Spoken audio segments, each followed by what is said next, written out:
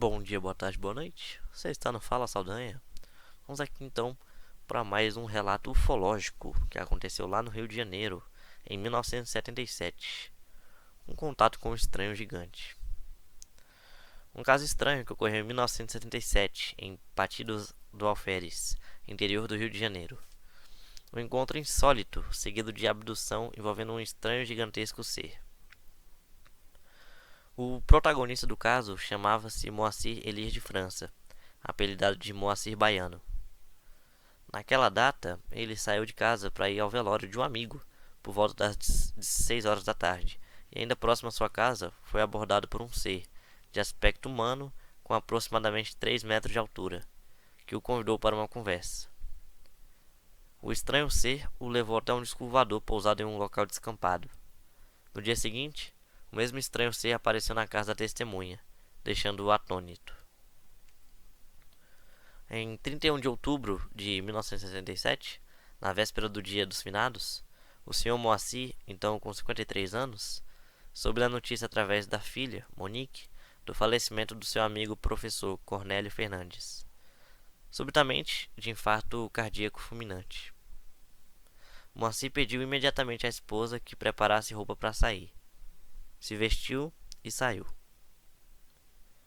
Ainda na saída de casa, Moacir ouviu seu nome ser mencionado por uma pessoa que dizia: "Preciso falar-lhe", cuja voz lhe parecia familiar. Ao virar-se na direção da voz, sua vista foi ofuscada por uma forte luz. Assim, baixou os olhos e, no chão diante de si, viu 2 pés, calçados porém com botas brancas de aspecto metálico e brilho de aço inoxidável. Com 1,64 m de altura, Moacir tinha de olhar para cima para ver o rosto da pessoa, jovial e arredondado, pertencente a alguém com cerca de 3 metros de altura, ou seja, quase o dobro da testemunha. O estranho ser usava um cinto de fivela que se emparelhava ao rosto de Moacir e que consistia de um disco metálico de aproximadamente 20 centímetros de diâmetro. Evidentemente, o gigante à sua frente era um homem de corpo musculoso. Seu busto estava coberto parcialmente por camisa marrom, de corte semelhante ao dos nossos coletes. O estranho colocou a mão direita no ombro de Moacir. Com ele assim o conduziu pela descida do morro Belvedere. Moacir desceu cerca de 50 metros íngremes, por trilha funda, de uns 20 centímetros escavada pela chuva e por andanças. Enquanto Moacir caminhava aos trancos e barrancos, seu acompanhante, colocado ainda em terreno pior ao seu lado, sua marcha era mais de alguém flutuando numa esteira rolante. Conta. A coisa seguinte estranha aconteceu no pé do morro, pois os dois penetraram numa neblina espessa e escura, andando por ela durante alguns minutos. Quando saíram daquela névoa, Moacir constatou que não haviam chegado à estrada e às casas que serpenteavam o pé do morro Belvedere, vislumbrando apenas um descampado com pouca vegetação.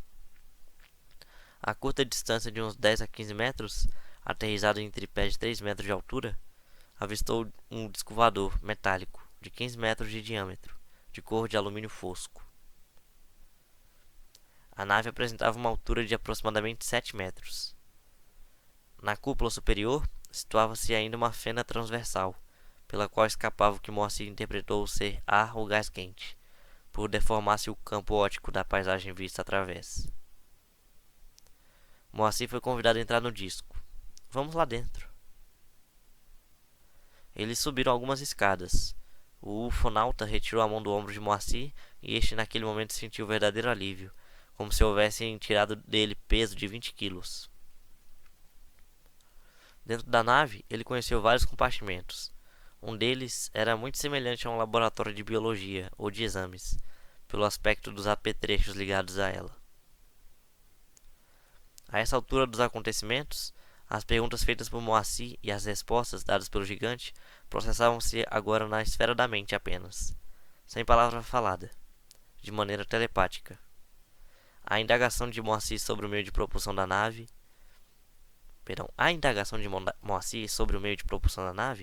a resposta foi a de que o disco voador era teleguiado por alguma base daqueles seres. Não foi informada a origem daquela raça. A pergunta de Moacir sobre a razão de ter sido ele escolhido para este contato, a resposta foi que a testemunha era dotada de inteligência diferente das de seus compatriotas. Vibração mental, talvez?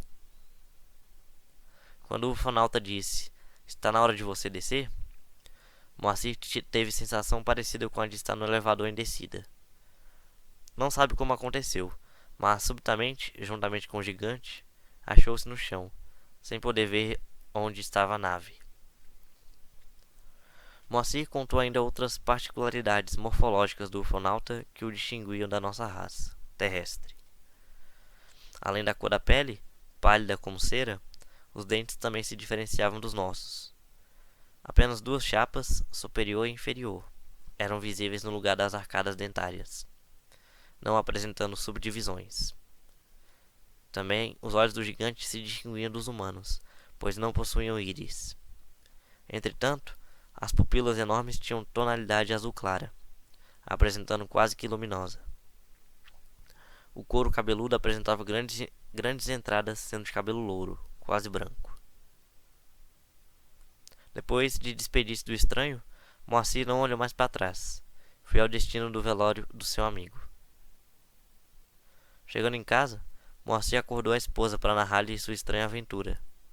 Esta, porém, não lhe deu crédito. Moacir, entretanto, apanhou caderno e lápis para, naquela noite, registrar tudo por escrito. Apenas de madrugada é que Moacir chegou a cochilar um pouco. Tão intensamente o episódio continuava a ocupar sua mente. No dia seguinte, a testemunha logo foi debruçar-se na mesa sobre seu caderno de apontamentos e completá-los com mais dados sobre o episódio. Foi assim ocupado que, aproximadamente às 11 horas, a esposa indagou-lhe se podia servir o almoço que ela estava preparando. Respondeu ele que estava de acordo, ainda debruçado sobre seu caderno. Foi quando escutou a cadeira de pés de ferro, ao seu lado ser arrastada. Espantado, Moacir levantou a vista, dando com o gigante da noite anterior sentado à sua direita, junto à mesa.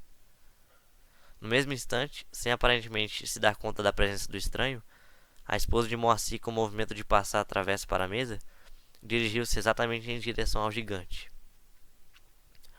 Simultaneamente, surpreendido pelo reaparecimento do ufonauta e confuso pelo movimento da esposa que não conseguia ver o ser, pegou a travessa e a deixou cair.